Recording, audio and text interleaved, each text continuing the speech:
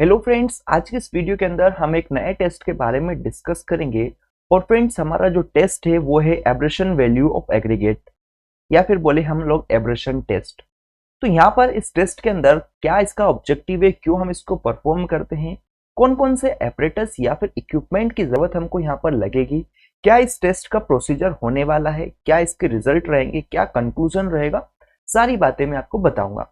दोस्तों, इस वीडियो को आपको एंड तक देखना है और एंड तक देखने के बाद आप इस टेस्ट को अपने लेबोरेटरी के अंदर परफॉर्म कीजिएगा और वहां से जो एग्रीगेट वैल्यू आएगी या बोले जो एब्रेशन वैल्यू आएगी मेरी, उसको आपको मुझे कमेंट करके बताना है। ठीक है, पहला काम ये आपको करना है।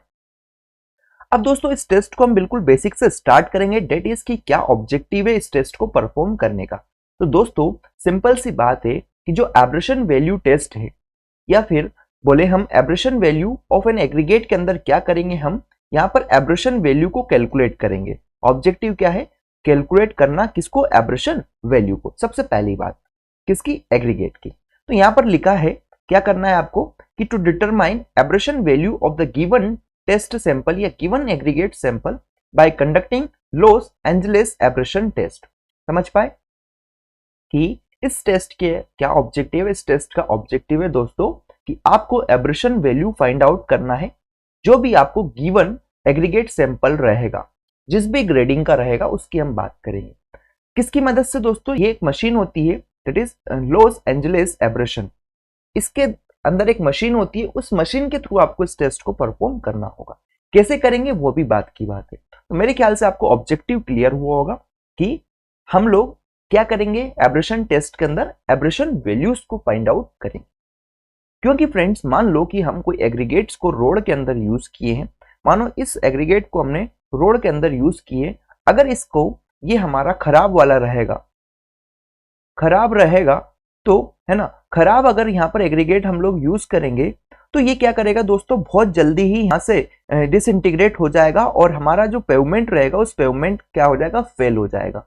तो हम दोस्तों यूज करने से पहले इसके ऊपर बहुत सारे टेस्ट करते हैं, जैसे कि मैं आपको इम्पैक्ट टेस्ट बताया था, क्रशिंग वैल्यू टेस्ट बताया था। ऐसे ही हम लोग इसकी एब्रेसिव वैल्यू या एब्रेशन वैल्यू भी निकालेंगे, जिससे कि हम एक अच्छा और एक बेस्ट एग्रीगेट यूज करें रोड के अंदर, जिससे कि हमारे रोड की लाइफ इंक्रीज हो जाए। ठीक है, तो यहां तक की बात मेरे ख्याल से क्लियर हो गई होगी। अब दोस्तों, आप बहुत सारे बोलेंगे कि एब्रेशन वैल्यू क्या होता है। तो सिंपल सी अगर मैं बात बताऊं तो एब्रेशन वैल्यू दोस्तों रेसिस्टेंस होता है, resistance against what wear and बोलू क्या, स्ट्रेंथ। ठीक है, तो आपको ध्यान रखना है कि जो एब्रेशन वैल्यू होती है ये हमारी रेसिस्टेंस होती है किसको, वियर और हार्डनेस के अगेंस्ट। ठीक है, सिंपल सी बात है। मतलब कि सिंपल सी भाषा में बोलूं, अगर दो एग्रीगेट्स को मैं आपस में टच करता हूं, या फिर मैं दो एग्रीगेट्स, ये मेरा एग्रीगेट्स है या फिर ये और कोई मटेरियल है, मान लो आयरन है, इन दोनों को एक दूसरे के बीच में अगर मैं रब करता हूं तो यहां से इनके बीच में कितना वियर हुआ है किसका, एग्रीगेट का, उसको कैलकुलेट करते हैं हम लोग। ठीक है, तो मेरे ख्याल से ये बात क्लियर हो गई होगी कि जो एब्रेशन वैल्यू है वो क्या होती है, या एब्रेशन क्या बताता है। एब्रेशन हमको बताता है resistance against wear and hardness, या फिर बोला ये मेजर करता है रेसिस्टेंस टू वियर और हार्डनेस को। ठीक है दोस्तों, अब बात करेंगे कौन कौन से एपरेटस हमको यहाँ पर रिक्वायर होती है। तो दोस्तों, सबसे पहले जो एपरेटस रिक्वायर होता है वो होता है हमारा लॉस एंजेलिस मशीन, जो कि आप इस फिगर के अंदर देख सकते हैं। इसके कुछ स्पेसिफिकेशन है दोस्तों किसका, इस मशीन के, जो कि मैं आपको बताऊं तो इस मशीन का ये जो ड्रम है, इस ड्रम का इंटरनल जो लेंथ है वो 500 mm रहेगी। फ्रेंड्स, ध्यान रखना आपको, मैं बोला इंटरनल लेंथ है ना। और जो इसका डायमीटर रहता है दोस्तों इस मशीन का, डेट इज इंटरनल डायमीटर, ये आपका होता है 700 mm। ये आपको ध्यान में रखना है। ठीक है, तो इसकी स्पेसिफिकेशन यहाँ पर मैं लिखकर लाया हूं, जो कि आप देखेंगे। तो लेंथ आपको बता दिया कितना, length 500 mm, internal diameter 700 mm।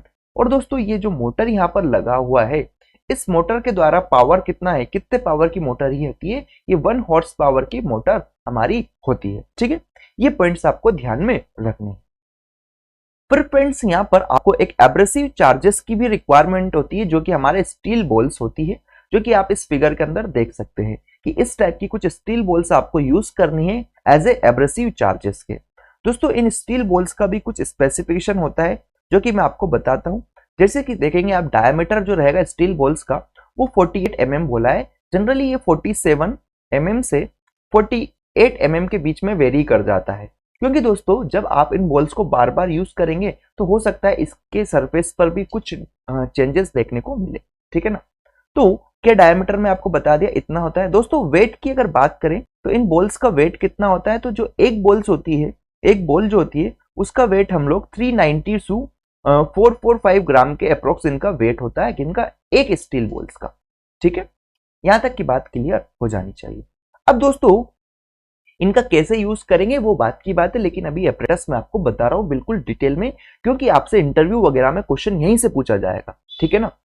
Further बात करें फ्रेंड्स कौन सा अप्रेटिस है, तो हमको स्टैंडर्ड सीयू की रिक्वायरमेंट होती है, डेट इज 12.5 mm की सीयू एक लेना है आपको, 10 mm की सीयू चाहिए, और यहाँ पर दोस्तों जो चाहिए 1.7 mm की सीयू। दोस्तों अभी तक जितने भी टेस्ट में आपको बताया था सबके अंदर एक तो 12.5 mm की सीयू थी, एक मेरी 10 mm की सीयू थी, और दोस्तों एक मेरी होती थी 2.36 mm की सीयू। लेकिन फ्रेंड्स जो हमारा एब्रेशन वैल्यू के अंदर हम लोग यूज करने वाले हैं वो कौन सी सीव यूज करेंगे, 1.7 mm की सीव हमको यहाँ पर यूज करनी होती है। ये यहाँ पर चेंज आ रहा है जो कि आपको ध्यान में रखना है, ठीक है।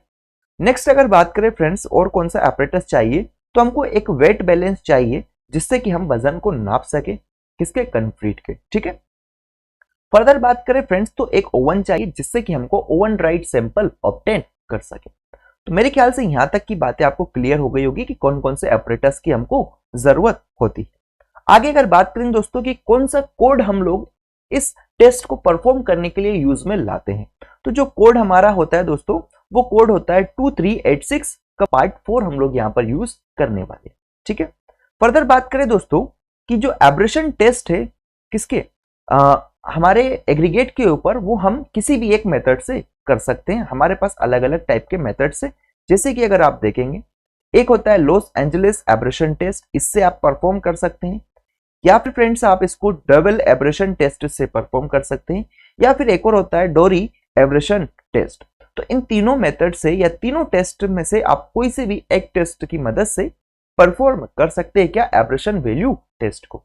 लेकिन दोस्तों ज्यादातर यूज किया जाता है लॉस एंजलिस एब्रेशन टेस्ट, क्योंकि इसके अंदर हमको दोस्तों तीनों फिनोमिनास देखने को मिलते हैं, डेट इज एब्रेशन भी देखने को मिलेगा, एब्रेशन, एट्रिशन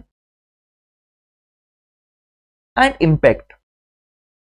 दोस्तों तीनों फिनोमिनास हमको देखने को मिलते हैं, मतलब कि इस एक टेस्ट को परफॉर्म करने के बाद आपको तीनों टेस्ट की वैल्यूज यहां से आप बता सकते हैं। इंपैक्ट भी हो जाएगा कवर आपका, एट्रिशन भी हो जाएगा और एब्रेशन भी हो जाएगा। अब एट्रिशन क्या होता है ये हम बात करेंगे बाद में, इसकी इस वीडियो के अंदर नहीं, नेक्स्ट वीडियो में मैं आपको इन सबको सेपरेटली डिस्कस कराऊंगा कि एब्रेशन, एट्रिशन और इंपैक्ट क्या होते हैं, ठीक है। लेकिन फिलहाल यहाँ पर जान लीजिए हम लोग लॉस एंजलिस एब्रेशन टेस्ट क्यों यूज करते हैं।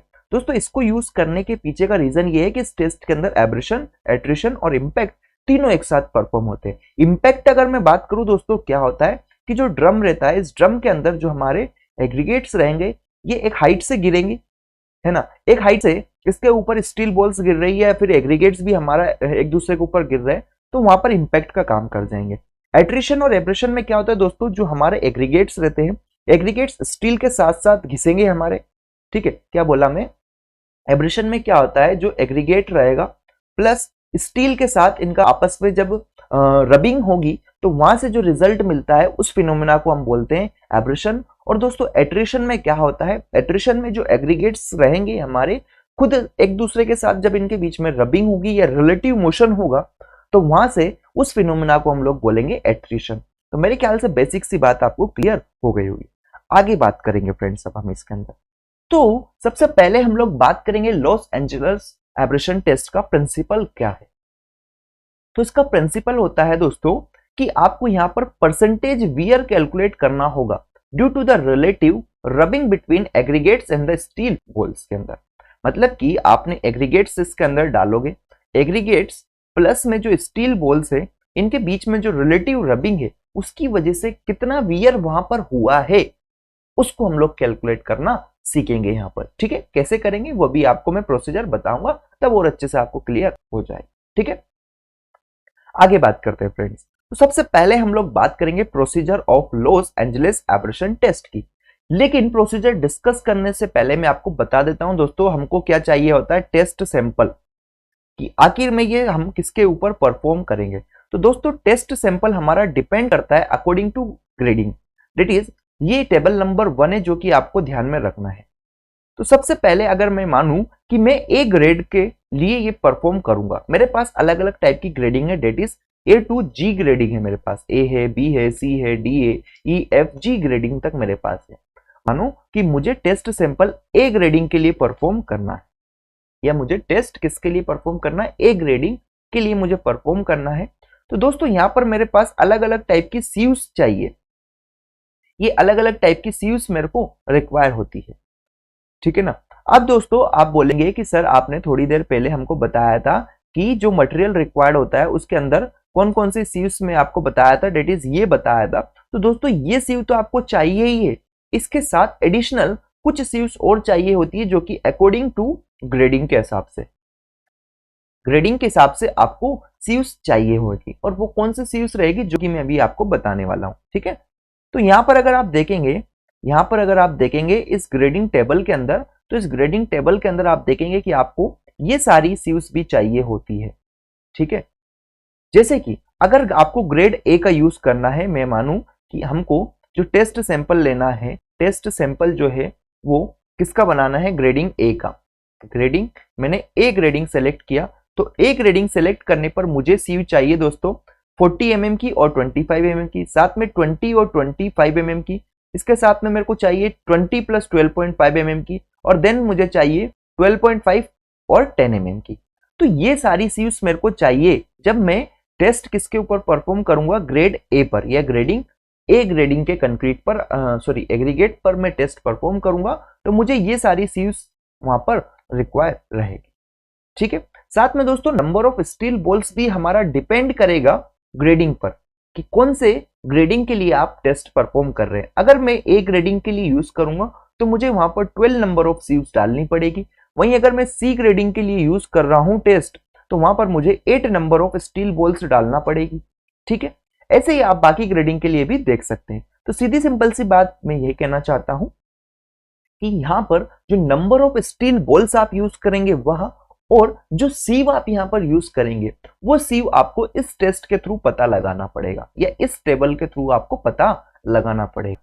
एक और एग्जांपल के तौर पे मैं आपको बताऊं कि मेरे को मान लो कि डी ग्रेड के लिए मेरे को टेस्ट परफॉर्म कराना है, तो डी ग्रेडिंग के लिए, या डी ग्रेड जो रहेगा मेरा सैंपल, इसके लिए मुझे जो सीव रिक्वायर रहेगी वो दोस्तों 4.75 और 2.36 mm की सीव मुझे चाहिए, ठीक है। यहां पर दोस्तों आप देख सकते हैं कि इसके लिए केवल ये सीव चाहिए जिसके ऊपर जो वेट है मेरा 5000 ग्राम के समथिंग रहेगा, और यहां पर जो मैं स्टील बॉल्स यूज करूंगा वो 6 number of steel balls use करूंगा, ठीक है। और यहां पर इसका वेट आप देख सकते हैं, वेट ऑफ चार्जेस कितना रहने वाला है, ठीक है, एब्रेसिव चार्जेस का। क्लियर है? तो यहां तक की बातें मेरे ख्याल से क्लियर हो गई होगी। तो अब हम लोग स्टेप्स की तरफ मूव करते हैं। तो सबसे पहली स्टेप दोस्तों यही है कि आपको क्लीन और ड्राई एग्रीगेट का यूज करना है, और वो सिलेक्शन करना है आपको सैंपल्स का, conforming to one of the grading A to G is use for the test. किस ग्रेडिंग के लिए आपको टेस्ट परफॉर्म करना है वो यहां से आप लेंगे। मैं मान लेता हूं कि मेरे को ए ग्रेडिंग का सैंपल लेना है, तो ये सैंपल मेरा कैसा होना चाहिए दोस्तों, क्लीन होना चाहिए। दूसरी बात ये कैसा होना चाहिए, ड्राई होना चाहिए। क्लीन और ड्राई मेरे को देखने को मिलना चाहिए, ठीक है। तो ये बात हो गई पहली स्टेप की। सेकंड स्टेप की तरफ मूव करते हैं दोस्तों। तो सेकंड स्टेप क्या कहता है कि एग्रीगेट आपको कितना यूज करना है, that is 5 kg aggregate use करना है ए बी सी डी के लिए, और 10 kg आपको एग्रीगेट यूज करना है ई एफ जी के लिए। मतलब कि अगर आप ए टू डी के ग्रेडिंग के लिए यूज करेंगे तो आपको 5 किलो एग्रीगेट की जरूरत रहेगी एज ए टेस्ट सैंपल। वहीं अगर आप ई एफ जी के लिए यूज करेंगे तो आपको 10 किलो टेस्ट सैंपल यहां से रिक्वायर रहेगा, ठीक है। तो मेरे ख्याल से यहां तक की बातें आपको क्लियर हो गई होगी। क्लियर है? मान लेता हूं आगे की बात अगर मैं करूं उससे पहले मैं आपको बता देता हूं कि अगर मेरे को यहां से ए ग्रेड के लिए मैं यूज करूंगा तो मुझे ये सारी सीयू रिक्वायर थी, जो कि मतलब वो एग्रीगेट रिक्वायर रहेगा 5 किलो। उस एग्रीगेट को हम लेंगे जो कि 40 mm से पास हो जाता है, लेकिन 25 mm पर जाकर रिटर्न रह जाता है, उसका वेट हम इतना लेंगे। साथ में दोस्तों फिर हम बात करेंगे जो 25 mm की सीयू से पास हो जाए और 20 mm की सीयू पर जाकर रिटेन रह जाए, उसका वेट इतना लेंगे।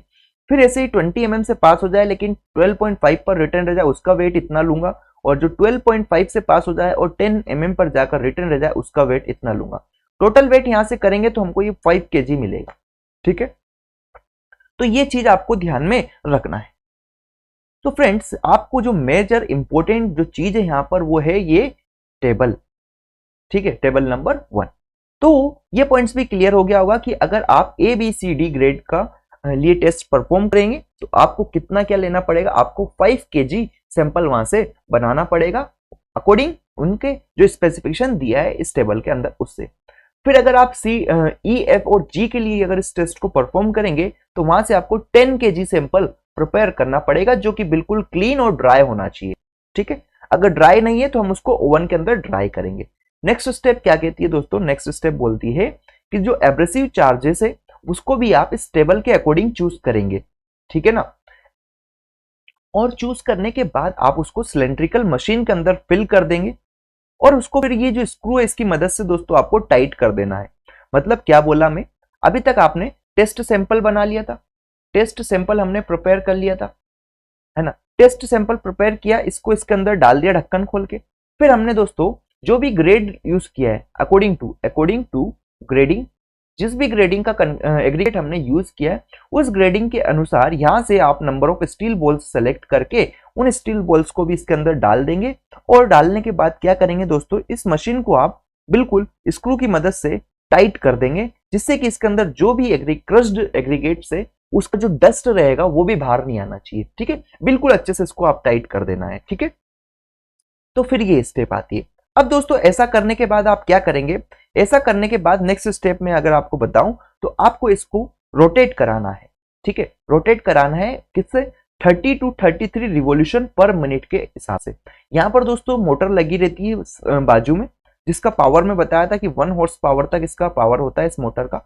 तो इसको आप रोटेट कराएंगे जो कि क्या करेगा, इसको 30 to 33 आरपीएम के हिसाब से घुमाएगा, इतने रिवॉल्यूशन पर मिनट के हिसाब से ये घुमाएगा। और यहाँ पर दोस्तों एक डायल लगा रहता है, ये डायल क्या करेगा, यहाँ पर रीडिंग आपको बता देगा। ठीक है, अब आप बोलेंगे कि इसको ठीक है हमने घुमा दिया 30 to 33 रिवॉल्यूशन पर मिनट के हिसाब से इसको घुमाया, लेकिन कितनी देर तक, ये भी तो सवाल हो सकता है, या फिर कितने राउंड मेरे को घुमाना है। तो अगर मैं बताऊं फ्रेंड्स आपको कितने राउंड तक इसको घुमाना है तो वो भी डिपेंड करता है अलग अलग ग्रेडिंग के हिसाब से। जैसे कि यहां से अगर आप देखेंगे तो 500 रिवॉल्यूशन आपको प्रोवाइड कराना है ABCD ग्रेडिंग के लिए। और अगर आपकी ग्रेडिंग ऑफ एग्रीगेट क्या है, EF और G ग्रेड का आपका एग्रीगेट है तो आपको 1000 रिवॉल्यूशन यहां पर देना रहेगा।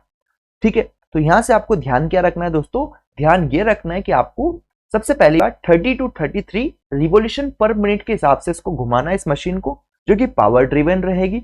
और साथ में अगर आप A, B, C और D ग्रेड का ग्रेडिंग यूज किए आपने या एग्रीगेट यूज किया है तो उसके लिए आपको इसको 500 रिवॉल्यूशन प्रोवाइड कराना है। अदरवाइज आपने अगर EF और G का यूज किया है तो आप इसके लिए कितना 10,000 रिवॉल्यूशन 1000 रिवॉल्यूशन यहां पर आपको प्रोवाइड कराना होगा।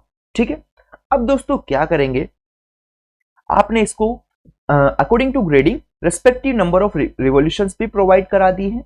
अब क्या करेंगे दोस्तों, आप इसको फिर से खोलेंगे आप खोलने के बाद आपको नेक्स्ट प्रोसीजर क्या है, खोलेंगे और इसको बाहर निकालेंगे। मानो कि आपने इसका ढक्कन खोल दिया, ढक्कन खोलने के बाद जो भी क्रस्ड एग्रीगेट था मेरा, उस क्रस्ड एग्रीगेट को आपने यहाँ पर लाके डाल दिया। तो दोस्तों यहाँ पर डालेंगे तो ये एक सीयू ऑलरेडी यहाँ पर लगी है। ये सीयू क्या करेगी दोस्तों, जो भी लार्ज साइज का एग्रीगेट्स रहेंगे, क्रस्ड एग्रीगेट रहेगा वो ऊपर रह जाएगा यहीं पर, और जो स्टील बॉल्स है वो भी यहीं रह जाएगी। और नीचे ये ट्रे रखी है, आप देख सकते हैं ये ट्रे है। इस ट्रे के अंदर बहुत सारा जो फाइन एग्रीगेट्स है या फाइन क्रस्ड एग्रीगेट्स है जो कि इस सीव से पास हो गया है, उसको हम लोग लेकर आएंगे। अब दोस्तों इस एग्रीगेट्स को हम क्या करेंगे, हमारे पास एक 1.7 mm की सीव होती है, इस सीव के ऊपर हमने लाके डाल दिया और इसको मैं सीव किया। इसको दोस्तों कम से कम मेरे को 1 मिनट के अंदर 1 मिनट तक सीव करना है। किसको, ये जो भी यहां से क्रस्ड एग्रीगेट्स मेरा आया था इसको। तो इसकी वजह से कुछ नीचे हमारे फाइन डस्ट और एग्रीगेट्स पास हो जाएंगे। ठीक है, तो ये क्या बोला, फ्रैक्शन या फाइन डस्ट है ना, पासिंग किसको, 1.7 mm को, 1.7 mm की सीव को पास होने वाला ये जो हमारे फाइन डस्ट या फिर एग्रीगेट से, इसको आप यहां से नीचे आ जाएगा। अब इसका आप वेट ले लेंगे दोस्तों, इसका वेट आ गया मेरा, मान लो इस वेट को मैं W2 बोल दे रहा हूं। क्या बोला, इस वेट को मैंने W2 बोला। W1 क्या था दोस्तों, W1 मेरा वो ओरिजिनल में जब इस मशीन के अंदर मैंने वेट डाला था उस वेट को W1 बोला था। क्लियर है। और ये वेट भी कौन सा दोस्तों, ये मेरा ओवन ड्राइड वेट था, ओवन ड्राइड वेट बोल सकता हूं मैं, कि इस वेट को क्या करेंगे हम लोग, जो हमारा पर्टिकुलर टाइप की ग्रेडिंग का जो वेट रहेगा, डेट इज 5 kg लिया हमने या फिर 10 kg लिया, डिपेंडिंग अपॉन दी ग्रेडिंग, तो उसका आप क्या करना, ओवन ड्राइड वेट आपको लेना है। मतलब कि अगर ये इसके मॉइस्चर सरफेस, इसके सरफेस पर कुछ मॉइस्चर था एग्रीगेट का, तो इसको आपको ओवन के अंदर 110 डिग्री सेंटीग्रेड तक आपको हीट करना है। ठीक है, उसके बाद का जो वेट था उसको W1 हम लोगों ने बोला है। तो ये चीज आपको क्लियर होनी चाहिए। मैं यहां पर लिख के लाया हूं कि after desired number of revolution the machine को बंद कर देना है, और इसके अंदर जो भी मटेरियल था डेट इज क्रश्ड स्टोन था उसको पूरे के पूरे को आपको निकाल लेना है। ठीक है, निकालने के बाद आपको क्या करना है दोस्तों, निकालने के बाद इसको आपको एक सीव होती है डेट इज 1.7 mm की सीव रहती है। ठीक है, उससे बड़ी सीव से आप इसको सेपरेट आउट कर सकते हैं, जैसे कि हमने यहाँ पर किया था कि बड़े बड़े पार्टिकल साइज ही हमारा ऊपर रह जाएगा और फाइनल नीचे पहुंच जाएगा। अब दोस्तों हम क्या करते हैं, इसको अब हम फर्दर 1.7 mm की सीव पर सीव्ड करते, जो कि मैं आपको बता दिया हूं।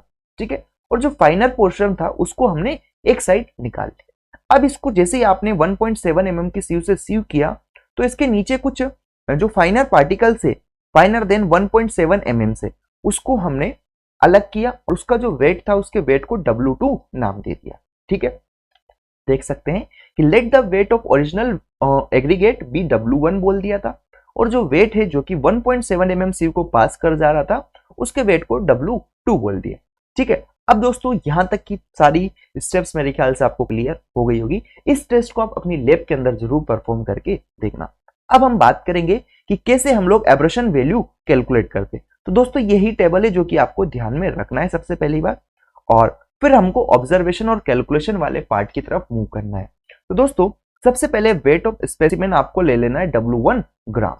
एग्जाम्पल के तौर पर मैं मान लेता हूं कि ये मैंने 5 kg लिया था ट्रायल 1 के लिए। ठीक है, अब दोस्तों इसके ऊपर मैंने सारे प्रोसीजर अप्लाई किए, इसको मशीन के अंदर लेके गया, that is Los Angeles machine के अंदर इसको मैंने डाल दिया, और फिर बाद में फाइनली मैंने देखा कि weight of aggregate final then 1.7 mm की सीव, उसका वेट था W2। मान लो इस वेट को मैं एक एग्जांपल के लिए 0.5 में बता देता हूं कि 0.5 kg यहां पर ये आया होगा। तो परसेंटेज वियर मुझे कैलकुलेट करना है, तो परसेंटेज वियर का फॉर्मूला आप देख सकते हैं W2 बाय W1।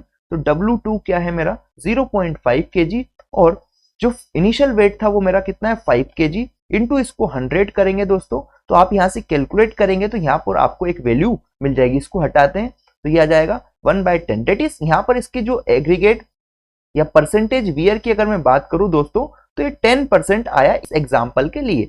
ऐसे ही आप इसके लिए परफॉर्म करते हैं तो यहाँ पर भी फिर से आपको 5 kg सैंपल ले लेना है। ठीक है, अगर आप ABCD ग्रेडिंग के लिए यूज कर रहे हैं, मान लो इस केस में इसका कुछ वैल्यू आई, मान लो कि 0.4 kg आया होगा, तो इसके लिए भी आप परसेंटेज वियर निकालेंगे और दोनों की एवरेज वैल्यू आपको यहाँ पर रिपोर्ट करनी रहेगी। ठीक है, तो समझ पाए क्या करना है आपको, किस तरह से कैलकुलेशन करनी है, वो सब मैं यहाँ पर आपको डिटेल में एक्सप्लेन किया हूं। दोस्तों ये बात थी हमारी किसकी, एब्रेशन वैल्यू की, किसके, एग्रीगेट की। अब दोस्त कभी कभी क्या होता है, हमको किसी किसी बुक्स के अंदर ये फॉर्मूला अलग भी दे दिया जाता है, जैसे कि आप कंफ्यूज मत होइएगा, मैं बता देता हूं W1 minus W2 upon W1, इस फॉर्म में भी आपको किसी किसी बुक्स के अंदर दिया जाता है।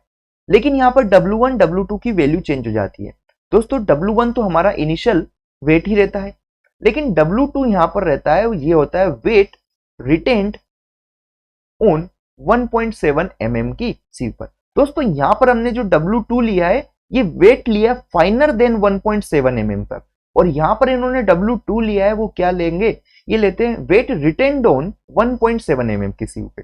अब दोस्तों जो टोटल वेट था माइनस वेट रिटेन करेंगे तो आपको क्या जाएगा, फाइनर वेट मिलेगा, फाइनर देन 1.7 वाला मिल जाएगा। तो सेम बात, दोनों के कहने का मतलब सेम है, बस वे ऑफ रिप्रेजेंटेशन अलग है। लेकिन मेरे ख्याल से आप इसको ध्यान रखिएगा, जो कि ज्यादा सिंपल है। आपको सीधे सीधे कि जो भी 1.7 mm से फाइनर वाला है आपको उसका वेट ले लेना है और उसको इनिशियल वेट से डिवाइड कर देना है, सीधे सिंपल सा। तो वहां से आपको परसेंटेज वियर आ जाएगा दोस्तों। इसी को हम लोग यहां से अगर बात करें तो एब्रेशन वैल्यू भी बोल देंगे, डेट इज एवी के फॉर्म में रिप्रेजेंट करेंगे, या फिर ए वी भी बोला जाता है, एग्रीगेट एब्रेशन वैल्यू। ठीक है, तो यहां तक की बात क्लियर हो जानी चाहिए। अब दोस्तों इस वीडियो को मैं कंक्लूड करने से पहले आपको कुछ और चीज बता देता हूं, that is Los Angel abrasion test के अंदर। तो यहां पर लॉस एंजल एब्रेशन वैल्यू, इसको क्या बोला, लॉस एंजल एब्रेशन वैल्यू, जो कि ज्यादा नहीं होनी चाहिए 30% से for surface course of pavement. अगर आप किसी भी पेवमेंट का सरफेस कोर्स बना रहे हैं तो वहां पर जो ए बी जो रहेगा, इसको लॉस एंजल एब्रेशन वैल्यू बोलो, या फिर आप ए बी बोलो एब्रेशन वैल्यू बोलो, या फिर आप ए बी बोलो, या फिर आप इसको ही क्या बोल सकते हो, यहां से एक और नाम से इसको जान सकते हो, क्या बोले थे हम लोग इसको, कि वियर, वियर जो रहेगा परसेंटेज वियर, परसेंटेज वियर ये हमारा 30% से ज्यादा नहीं होना चाहिए, किसके लिए, सरफेस कोर्स के लिए। साथ में दोस्तों अगर आप इसका यूज कर रहे हैं base course such as water bound macadam के लिए या फिर बिटुमिनस मैकेडम के लिए, तो इसकी वैल्यू जो रहेगी लगभग 50% तक होती है। तो फ्रेंड्स यहां तक की जो बातें थी मैं आपको बता चुका हूं कि कैसे इस टेस्ट को हम लोग परफॉर्म करेंगे, कैसे सैंपल्स को हम लोग को लाना है। यहाँ पर जो सबसे इंपॉर्टेंट बात है जो कि आपको ध्यान रखना है दोस्तों, कि आपको जब टेस्ट परफॉर्म करेंगे तो आपको यहाँ से सेलेक्ट करना है कि किस ग्रेड के लिए आपको टेस्ट परफॉर्म करना है। डेट इज आपका जो एग्रीगेट है उसकी साइज क्या है। अगर आपकी एग्रीगेट की साइज 40 mm से तो 80 mm के बीच की है तो आपको वहां पर ई ग्रेड का यूज करना है। और ई ग्रेड की स्पेसिफिकेशन आप दे सकते हैं कि यहाँ पर 12 नंबर ऑफ बॉल्स हमको यूज करनी पड़ेगी। साथ में दोस्तों इसका वेट कितना रहता है, इसका ई ग्रेडिंग के लिए हमको सैंपल का वेट लगभग 10 kg लेना पड़ता है। वो सारी इंफॉर्मेशन आपको इस टेबल से मिल जाएगी। सो फ्रेंड्स आई होप ये वीडियो आपको क्लियर हुआ होगा। यहाँ से सारे कंसेप्ट जो थे एब्रेशन टेस्ट के रिलेटेड वो क्लियर हो गए होंगे। सो अगर वीडियो अच्छा लगा है तो लाइक करें, शेयर करें और ऐसे ही बेहतरीन वीडियोस के लिए चैनल को सब्सक्राइब करें। डिस्क्रिप्शन में आपको पूरे लैब मैनुअल के वीडियोस मिल जाएंगे, आप उनको देख सकते हैं। तो thank you for watching this video.